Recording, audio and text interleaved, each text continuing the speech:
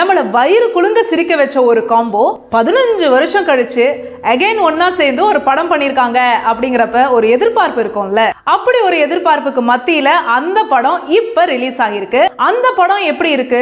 15 வருஷம் கழிச்சு சேர்ந்த அந்த காம்போ நம்மள மறுபடியும் வயிறு குலுங்க சிரிக்க வச்சிருக்கா அப்படிங்கறத தான் இந்த வீடியோல நம்ம பார்க்க போறோம். இது மூவி ரிவ்யூ. பார்க்க போற படம் கேங்கர்ஸ்.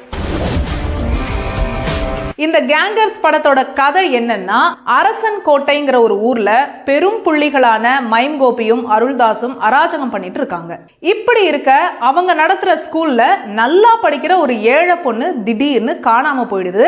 அதுக்கு காரணம் இந்த பெரும் புள்ளிங்க தான் அதே ஸ்கூல்ல டீச்சரா வேலை பார்க்கிற ஹீரோயின் கேத்ரின் தெரசா சந்தேகப்படுறாங்க. அந்த நேரத்துல அதே ஸ்கூல்ல பிடி மாஸ்டரா வேலைக்கு ஜாயின் பண்ண வராரு ஹீரோ சுந்தர் சி.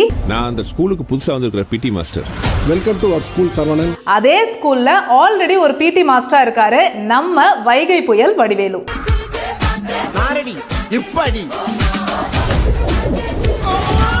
புதுசா வேலைக்கு சேர்ற ஹீரோவுக்கு பொண்ணு காணாம போன விஷயம் தெரிஞ்சு அந்த பொண்ணை கண்டுபிடிக்க ஹீரோயினுக்கு உதவ அவரும் அவங்க கூட டிராவல் பண்றாரு.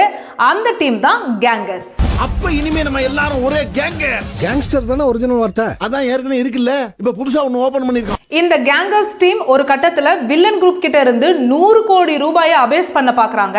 அது எதனால? காணாம போன பொண்ணுக்கு என்னாச்சு?